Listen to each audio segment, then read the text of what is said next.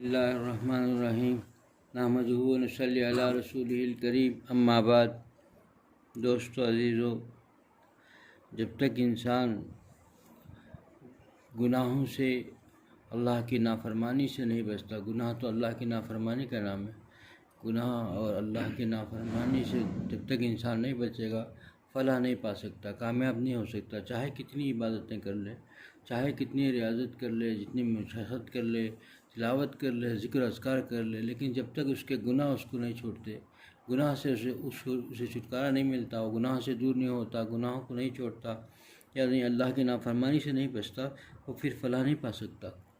اس کو کوئی چیز اس کو فلاح تو اسی میں ملے گی، کیونکہ یہ سب دھوکہ ہے۔ کیونکہ اللہ کا خوف اگر ہو،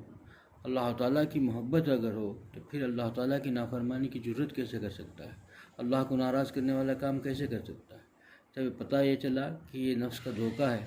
عبادت بھی کر رہا ہے، پھر عبادت کے ساتھ اس چیز میں پڑا ہوا ہے، نفس کے دھوکہ ہے کہ وہ اب سمجھتا ہے کہ میرے ان چیزوں میں بھی لگا ہوا ہوں، سب ٹھیک ہو جائے گا۔ ٹھیک نہیں ہوگا جب تک یہ نہیں چھوڑے گا۔ مریض جب تک جو ہے پرہیز نہیں رہتا، صرف دوائی کھاتا ہے اور پرہیز نہیں رہتا، سب اس کو نقصان ہونے والی چیز بھی کھا رہا ہے، زہر بھی کھا رہا ہے، تو اس سے کوئی فائدہ نہیں ہوگا۔ دوا کھا لینے سے وہ اطمینان کر لے کہ میں بہت بڑے طبیب کے زیر علاج ہوں، طبیب کی زیر نگرانی میں ان کی تجویز کردہ دوائی کھا رہا ہوں، اور وہ سمجھ کر کے اطمینان سے ہے، لیکن حقیقت حال یہ ہے کہ وہ اس کا جو علاج کے ساتھ جو بدپرہیزی ہو رہی ہے، بلکہ جو زہر کھا رہا ہے، جس کو منع کیا تھا ڈاکٹر نے کہ تیرے صحت کو، طبیب نے کہ تیرے صحت کے لیے مضر ہے، اسی پر اگر وہ جو ہے جمع رہا، اسی پر کر رہا، تو اس کی ساری یہ جو دوائیں ہیں، ساری جو اس ماہر طبیب کی جو تجویز کردہ دوائی ہے، کوئی کام نہیں دے سکی اس کو، کیونکہ اس نے طبیب کے مشورے کے خلاف کام کر رہا ہے، اس نے اپنے دل میں جو آیا وہ کام کر رہا ہے۔ طبیب نے جس کو منع کیا، بتایا کہ تیرے لیے زہر قاتل ہے، تو اس سے نہیں بچتا، تو پھر اس کو کیا دوائی کام کرے گی؟ چاہے کتنی قیمتی دوائی ہو، کتنی قیمتی دوائی ہو، جس میں عنبر و مشک ڈال کے دیا گیا ہو، کوئی فائدہ نہیں، اس کو زہر کا نقصان دے گا، اس کو بچا نہیں سکے گا۔ اسی طریقے سے گناہ اگر نہیں چھوڑتا ہے تو گناہ کو چھوڑنے کا ارادہ بھی نہیں چھوڑتے، کا کتنا بتا دیا جائے، جو اللہ والوں نے بتایا اور اللہ نے ہر طریقے سے ہم تک بات پہنچائی، پھر بھی ہم گناہ نہیں چھوڑ رہے ہیں، اور صرف عبادت کر لیں، نماز پڑھ لیں، ذکر کر لیں، اذکار کر لیں، لیکن گناہ چھوڑنے تیار نہیں ہیں، تو پھر کیسے فلاح پائیں گے؟ کیسے اللہ تعالیٰ کے بن پائیں گے؟ دوستو عزیزو، جب تک گناہ کو گناہ سمجھ کر کے نہ، کیونکہ دیکھیں زہر سے تو انسان بھاگتا ہے، زہر کو سمجھتا ہے کہ وہ زہر ہے، میری جان چلے جائے گی، لیکن ایمان چلے جائے گا اس کا کوئی فکر نہیں ہے۔ ایک جان کی فکر تو ہے، جان چلے جائے تو کیا اس میں نقصان نہیں ہے بھائی، تو یہاں سے جو جانا ہی ہے، کسی وجہ سے ہو گیا، لیکن وہ اگر ایمان چلے گیا، ایسا کام کر دیا، گناہ ایسا کام کر دیا اور اللہ کی نافرمانی میں لگ گیا، پھر تو کیا ہوگا؟ اس کی احساس ہی نہیں ہے، گناہ ایسے کبیرہ گناہ کر رہے ہیں جس کا احساس نہیں انسان کے اندر، گناہوں سے بچنے کی فکر نہیں ہے۔ خالی طاعت کر لینا کافی نہیں ہے، جس طریقے سے دوائی کھا لینا کافی نہیں ہے جب تک پرہیز نہ کرے، اور طاعت کا خالی ہو جائے اور گناہوں سے نہ بچے تو پھر کامیاب نہیں ہوگا۔ حضرت شاہ ہردوئی نور اللہ مرقد میں شیخ فرماتے ہیں، بڑی پیاری نصیحت فرماتے ہیں کہ گناہ کر کے کوئی شخص ولی نہیں بن سکتا۔ ایک شخص کے اندر ساری خوبیاں ہیں، صرف ایک رشوت لیتے ہوئے پکڑا گیا تو کیا یہ شخص حکومت میں مقبول ہو سکتا ہے؟ کتنی محنت کیا ہو، اور وہ بہت ہی محنت گزار آدمی ہے، وقت سے زیادہ محنت کرتا ہے دفتر میں، لیکن رشوت بھی لے رہا ہے، تو پھر اس کا رشوت تو سارے محنت پر پانی پھر جائے گا، کیونکہ یہ جرم ہے،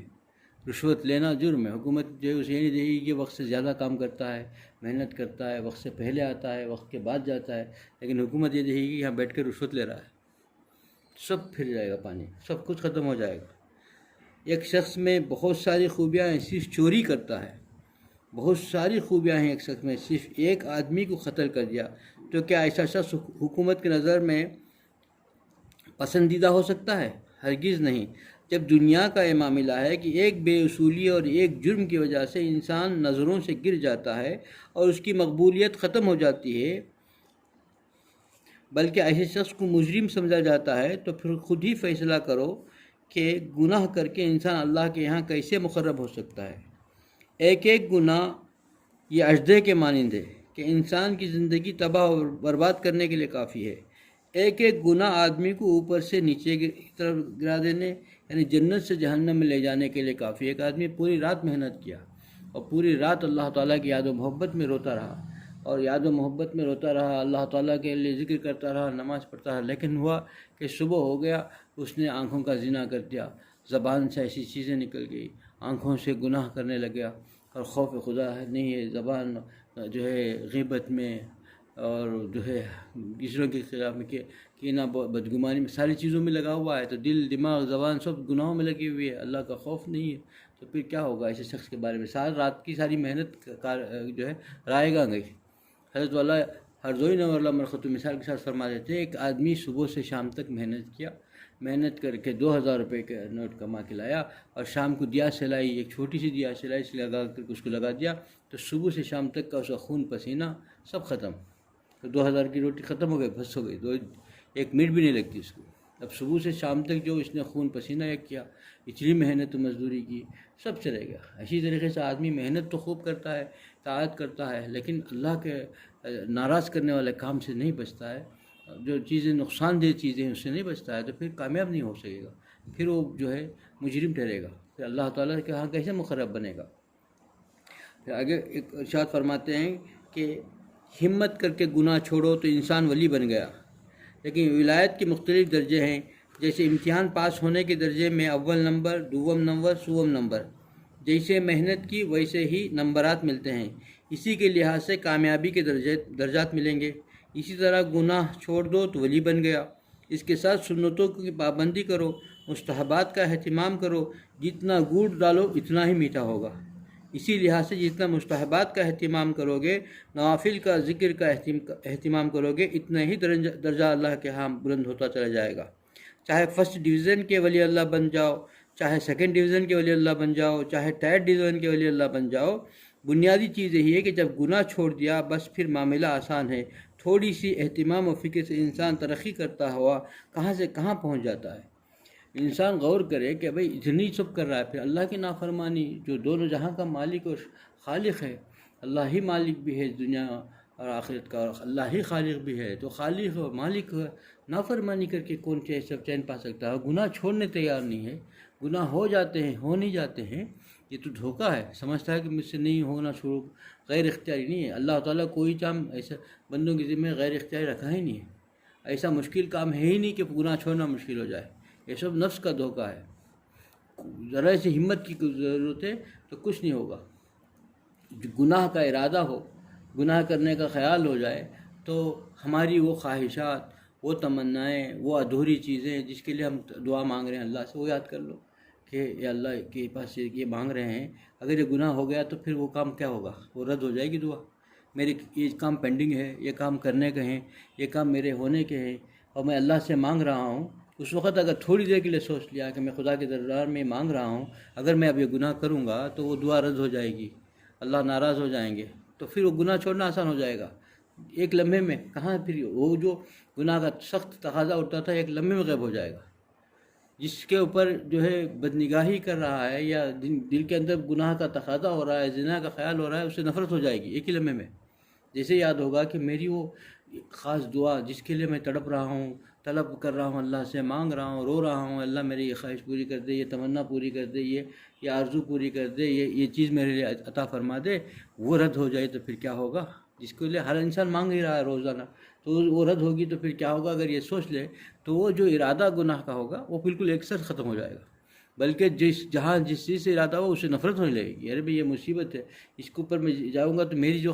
چیزیں ہیں وہ رک جائیں گی، میرے کام میں رکاوٹ ہو جائے گی، میرے پریشانیاں اور بڑھ جائیں گے، اس وقت کتنی پریشانیاں اس سے دگنے ہو جائیں گے۔ ایک لمحے کے لیے سوچ لے، جب انسان کے اندر تقاضا بہت زیادہ ہونے لگے، گناہ کا تقاضا بڑھنے لگے، تو بس ایک لمحے کے لیے سوچ لے گا، پھر تو آسان ہو جائے گا۔ بس گناہ چھوڑنا آسان ہے، مشکل نہیں ہے، تھوڑی سی ہمت کی ضرورت ہے، ہمت کر لے اور تھوڑا سا اپنا اس کو خیال میں لا جائے کہ میری جو دعائیں اس وقت میں مانگ رہا ہوں اللہ سے، اور میں جو امید رکھا ہوں کہ اللہ میری دعا قبول کر لے، تو وہ دعائیں رد ہوگی تو کیا ہوگا؟ اگر میں کام کر لوں گا تو رد ہو جائے گی، پھر تو کیا ہوگا؟ یہ سوچ لو، پھر اس گناہ سے ہی نفرت ہو جائے گی ایک لمحے میں۔ اور اور ایک اور ہے کہ بھئی ہر آدمی اس ولایت کا مقام میں پہنچ سکتا ہے کب؟ جب ایک گناہ کا تقاضا ہو، اور گناہ کے تقاضے کے وقت میں ایک لمحے کے لیے سوچے کہ میرا اللہ، میرا محبوب سے ناراض ہوتا ہے، منع کر رہا ہے، اور وہ بہت